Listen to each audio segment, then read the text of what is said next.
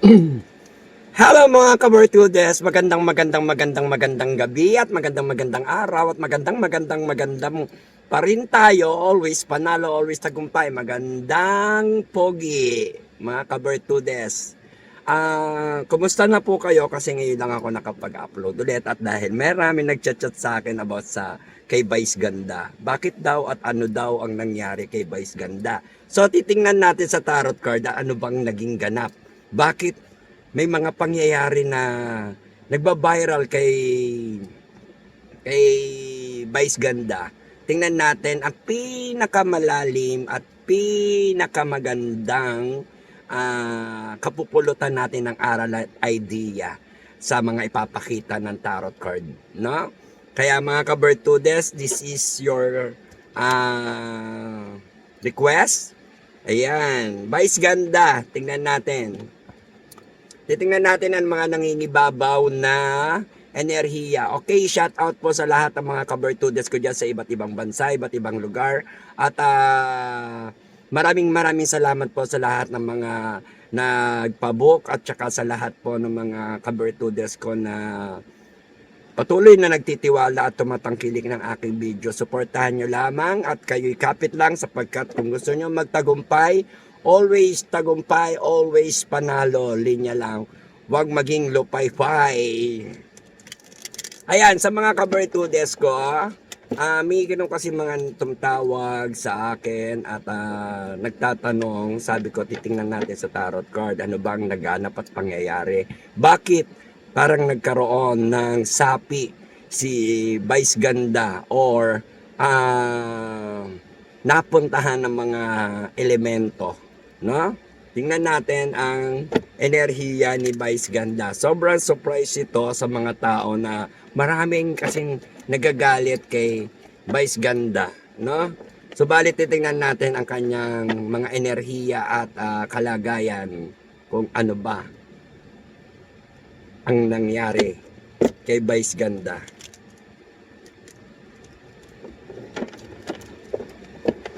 Ayan, medyo ras ang aking table kasi marami kasi akong kausap palagi at lagi akong busy. Ngayon, ano lang tayo.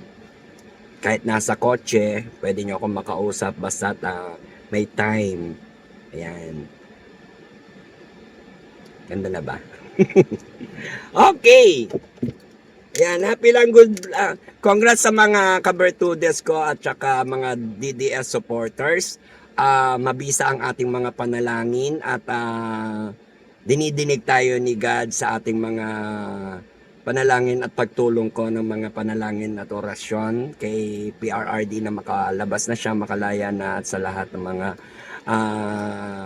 Duterte family. Naway kayo ay magtagumpay sa inyong mga haharapin at hinaharap na pagsubok. Nawa ang pagmamahal at kaisahan ng mga taong bayan ang inyo palaging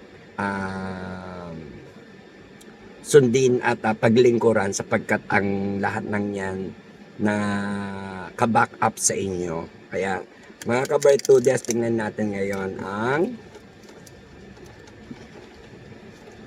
nagaganap kay Vice Ganda. Anong nangyari sa'yo, Vice Ganda? So, tingnan natin. Whatever.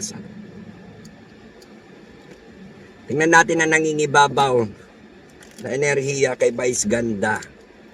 Ang popular comedy, di ba? Ayan.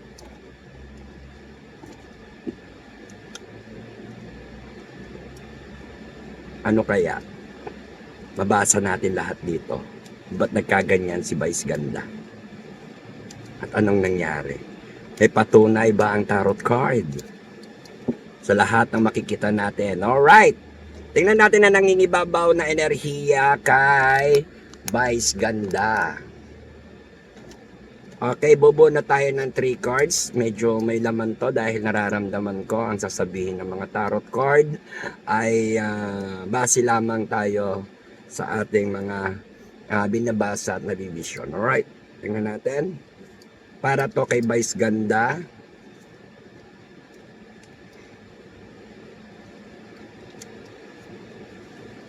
Wow! Ano bang sinasabi ng tarot card? Okay.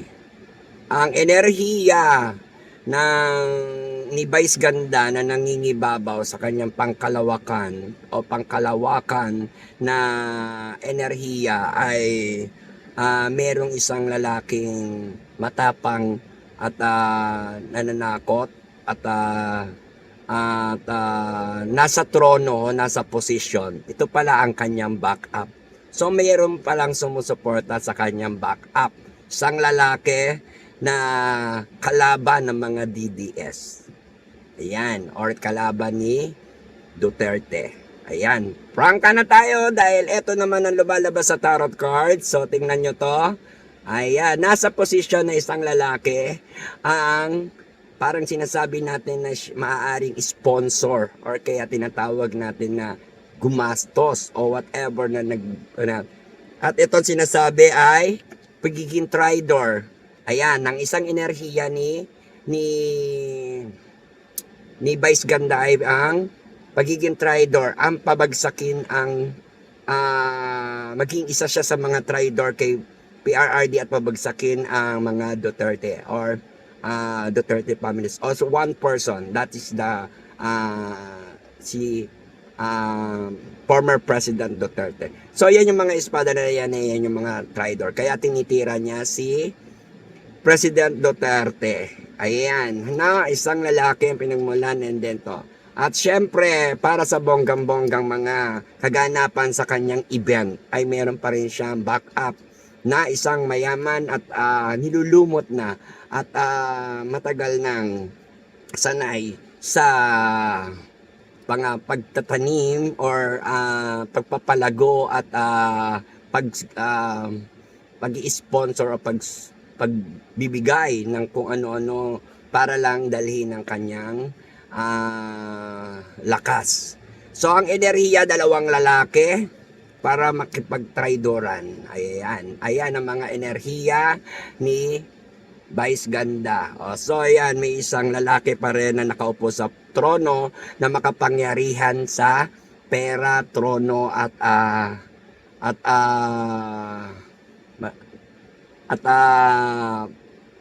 backup niya rin to. So dalawang lalaki yan na pinaka big time na sponsor or pakana na sila ang susuporta para pabagsakin ang issue or ang Duterte, no? Kaya dito sinasabi isang lalaki makapangyarihan at nasa posisyon. Ito rin ang mga kumukontrol sa kanya. So mean to say, hindi ka kontento Vice Ganda, hindi ka marunong makontento at hindi ka professional sa mga inilabas mong event ngayon. Napaka-unprofessional at saka dapat walang personalan. Trabaho lang or safe first sa iyong career. Dapat naisip mo yon para ikaw ay hindi mabatikos. Yan. At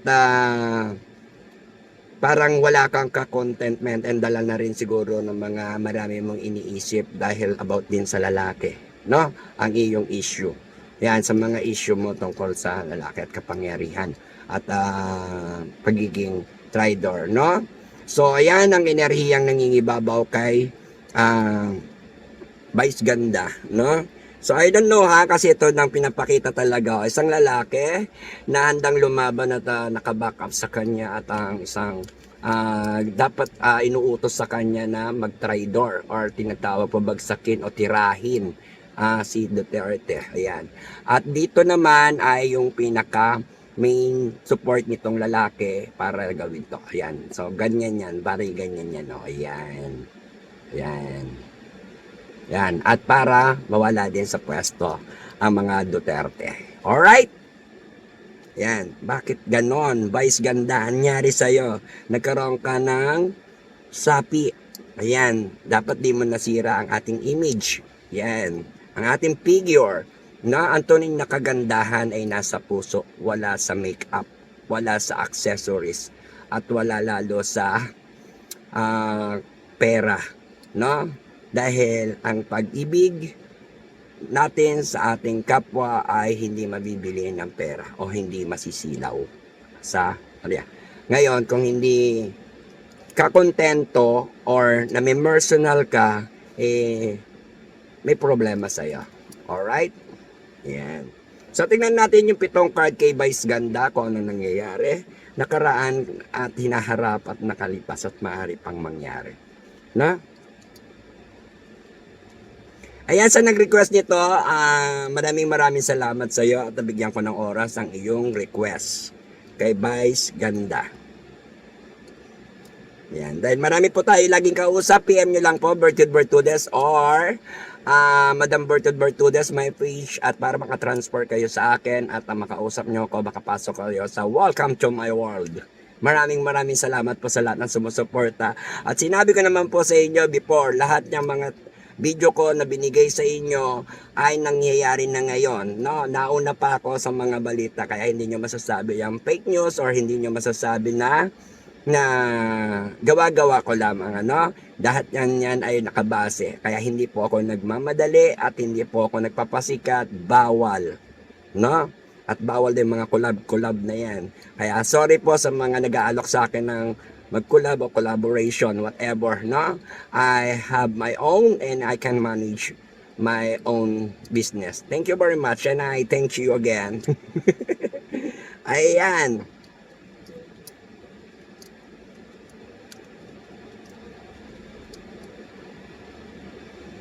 Okay, marami kang haharapin at pinagdadaanan, Vice Ganda, sa iyong mga future ngayon. As of now, nauna ka pang pumasok yung sign or yung tinatawag natin na sign of horse mo na ginagampanan para ginagawa mo sa career mo ang year of the horse.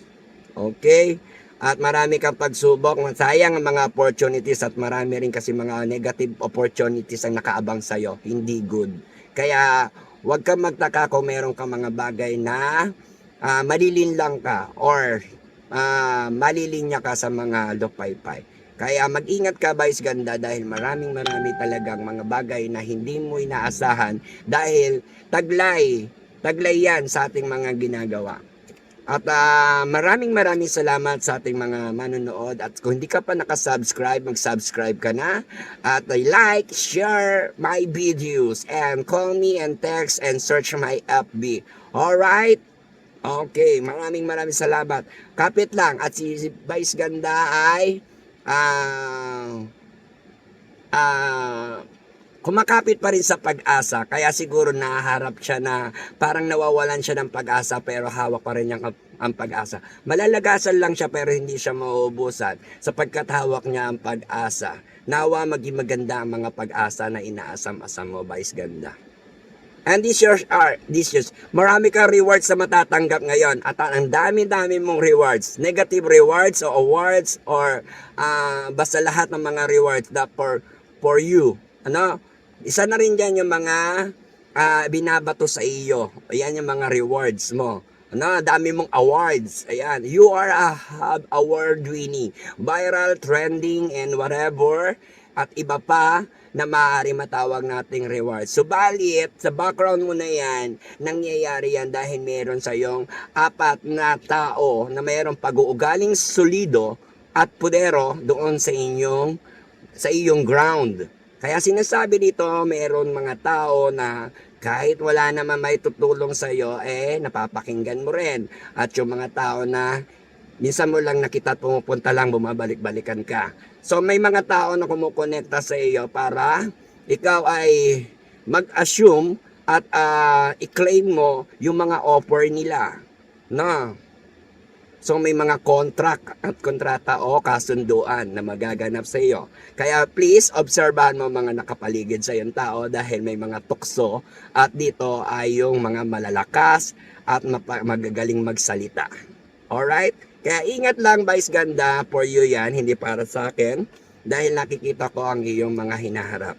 And then, pinanganak kang swerte at sisikat ka at may kasikatan. Dapat sarili mo ang iyong hinahandle. Hindi ka nakikinig sa iba. O alam mong mali, wag mo nang gawin. Dahil kapag ikaw ay gumawa sa pagkakamali na nagkamali ka na ulit sa una, I know na meron pang mga makakalaban ka sa susunod mong computation, or tinatawag natin na sisikat ka ngayon, te-trending ka, pero babawian ka, mababawasan ng iyong enerhiya, or tinatawag natin mga supporters, or tinatawag natin mga followers, subscriber, o mga taong magtitiwala sa iyo, or maraming magagalit sa iyo.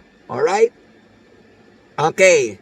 Matatapos ang event mo, laban mo, ngunit magkakahiwa-hiwalay kayo. Pagdating sa problema mo, haharapin mo at ano man ang mga cases o issue na nagaganap sa iyo ngayon. Kaya sinasabi dito, ikaw ay magkakaroon ng pagpapasya at ikaw ay biglang mapapaisip kung sino sa kanila ang tama at mali, na bakit mo nagawa yan, kasi baka ikaw ay isang maging grata. Alright? Okay, dahil ikaw ay nagbabalanse rin sa financial o problem, money problem or financial problem. Dahil kahit anong yaman mo o marami ka mang pera, parang nakukulangan ka pa rin. Kaya nagkakaroon ka tuloy ng option. Nagkakaroon ka tuloy ng hindi ka nakukontento kung anong meron ka. Alright? I'm sorry to tell you, but that's a really talk about it at iaano yan sa'yo ng mga tao. Dahil yung mga netizen ay iniidolo ka. Maraming iniidolo ka, sikat ka, at saka ganyan. Nawa naisip mo bago mo gawin. That is the scripted.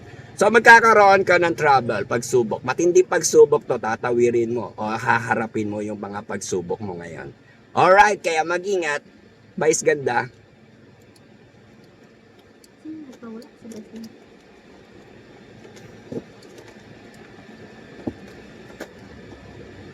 Okay. Titingnan natin ang 5 katanungan kay Vice Ganda.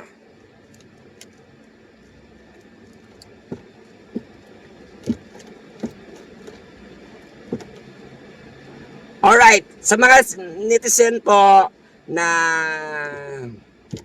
nagagalit kay Vice Ganda at hindi nagustuhan yung kanyang event or yung tinatawag natin na palabas, unawain natin at alamin, suriin at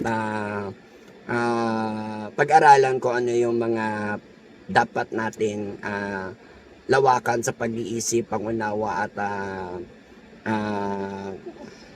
at pagtitiwala pa rin kay Vice Ganda, no? Kaya sa lahat ng mga nagalit kay Vice Ganda, alam nyo naman na minsan di rin natin masisi siya, kasi meron din talagang mga demons or tinatawag na tukso na bumubulong-bulong sa kanya. Malinaw na may nag-ooperate or may nagpapatakbo or may nagko-control kay Vice Ganda. Alright? Ayon din yan sa aking mga vision.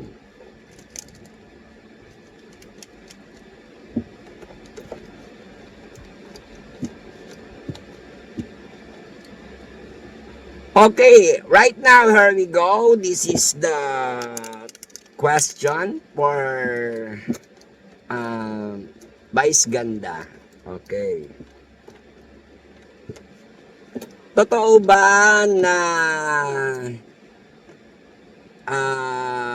may nag-sponsor kay Vice Ganda?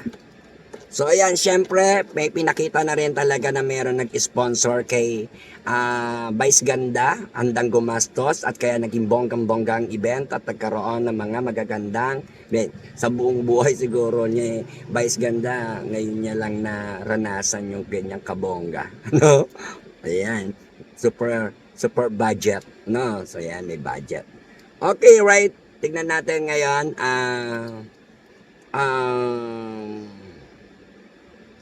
totoo ba na may sponsor si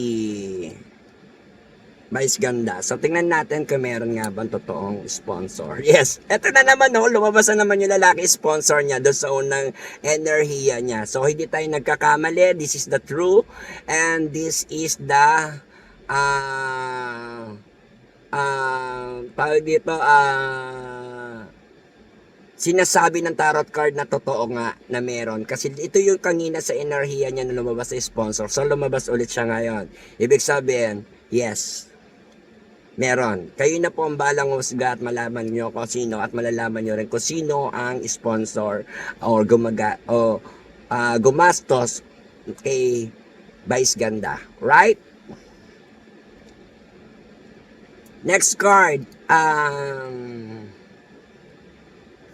Scripted ba ang kanyang mga sinabi ni Vice Ganda? Kaya tingnan natin kung scripted nga ba. Yes, focus din. Babae ang nag-control din sa kanya at nakapokus siya sa script niya. Kaya that is the memorized and planado. Ano?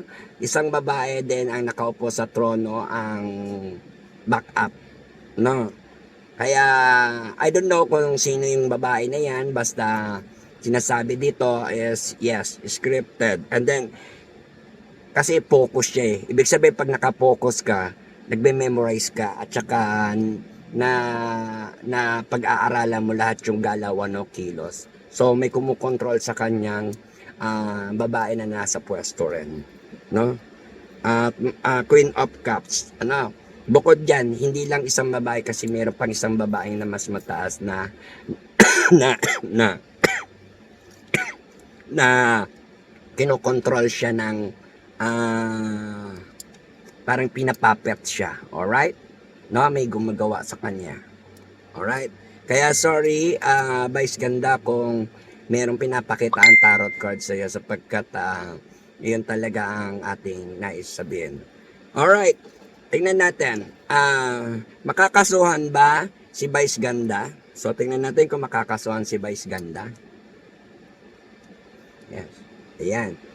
Vice Ganda is center of attraction to all groups at sa lahat ng mga grupo na binuo niya. Sa mga grupo, sa binuo niyang grupo or dyan sa event niya, siya ang center of attraction. Ano?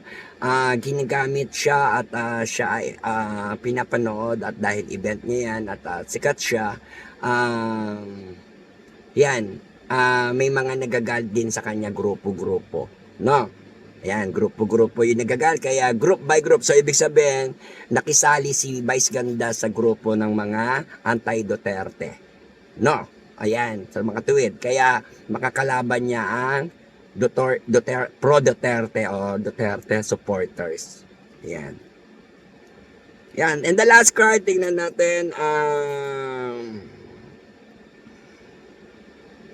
Malaki ba ang naging gastos sa event or palabas ni Vice Ganda? So tingnan natin kung malaki nga ba. Strange, powerful, malakas ga, malaki rin ang gastos. Super big time ang kanyang gastos or backup. So I don't know kung makalaman nyo din yan lahat or hindi ipaalam sa inyo, but very powerful, strength and infinity. So magkakaroon si Vice Ganda ng responsibilidad at saka obligasyon, yan, dahil sa kanyang pakikipagkasundo o kasunduan. Alright, and last card, tingnan natin.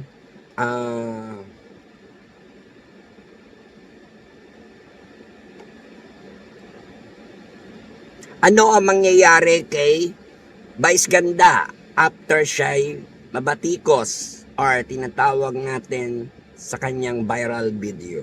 So, tingnan natin.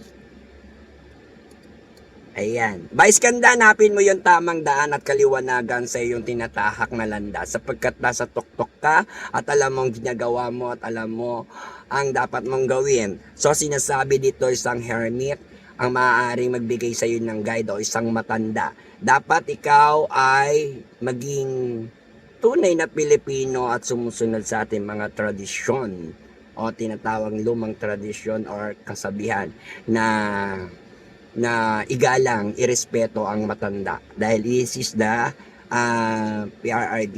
Ito yung magiging issue sa ginawa mo. Hanapin mo ang kaliwanagan ng iyong pag-iisip at tumanggap ka o dapat na makatanggap ka ng magagandang advice sa iyong mga hinahanap. Ikaw daw kasi ngayon ay naghahanap, no? So ang mangyayari sa iyo ngayon after niyan puro meron kang hahanapin solution, ah, apology, ayan, in public.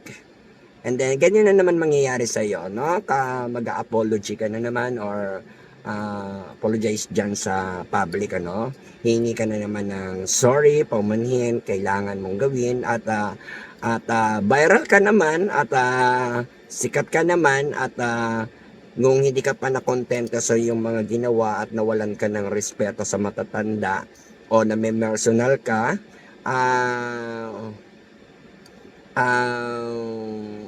lahat ng yan ay tinitingnan ni God. Kaya God knows if what you want and God knows is what kung ano yung deserve mo. Alright? Ayan, maraming salamat po sa lahat ng mga nakapanood ng video ito. Like and share nyo. Mag-subscribe na ang lahat ng hindi nakasubscribe. At para lagi kayong update, pindutin nyo yung subscribe. Pindutin nyo yung all. Pindutin nyo rin yung bell para lagi kayong always panalo, always tagumpay. Kapit lang sa lahat ng mga nagpahiling galing at nagpa-cleansing, bumili ng Lucky Charm and Protection. Maraming salamat po sa inyo at kayo po ay magtatagumpay pag iyan po ay nag-recharge na sa inyo, kakapit na ang bisa niyan, mapapagana nyo na yan at kayo ay mababago na ang kalagayan nyo, matatapos na ang inyong paghihirap, makaka-move on na kayo, makaka-recover na kayo, and then gaganda na ang inyong takbo ng kapalaran. Basta lagi niyong tandaan, God first, second guide, then idea. Ako'y gabay lamang. At I love you all. More power, more blessings sa inyong lahat. At lagi po akong busy sa mga hindi ko nasasagot dyan. Chat lang po. At kayo ay aking sasagutin. Kaya kapag kayo ay negatibo o pasaway, bawal po yan kay Madam Bertudes. Lahat ng mga negatibo, tablado po yan sa akin. Lahat ng mga hindi legit, tablado po yan sa akin. Tayo po ay sa katotohanan lamang at doon tayo palagi sa mga tunay na nagaganap at pangyayari. Bantayan natin ang ating bayan at malakas ang ating panalangin mga kabertudes na masuportahan ang kalakasan ni PRRD at ang pagkapanalo ng Duterte's family. Maraming salamat po sa ating pagtulong-tulong o compress prayer, powerful. Maraming salamat po.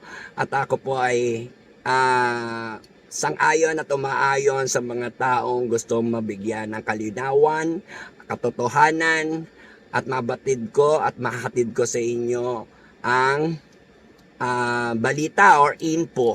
Ayan, ayon to sa mga tarot card At this is Madam Bertudes, Amazing Power Fortune Teller Philippines. Maraming salamat po sa inyo and I love you all. More power, more blessing, and see you next video. Kaya please subscribe na po. Nakikita ko 1, 2, 3 nadadagdagan. Masaya na ako doon. Kaya more subscriber and more viewers. Walang bibitiw dahil marami pa kayong malalaman kay Madam Bertudes dahil nagaganap na lahat ng mga sinabi ni Madam Bertudes sa tarot card. Kayo na po ang bahalang umusga. 101% balikan nyo lahat ng mga video ko. Hindi pa na nangyayari pa lang ngayon. Ayan, kaya maraming salamat and see you again. Bye. Thank you very much. Ano, parang minsur lang na. Okay, bless you, Vice Ganda.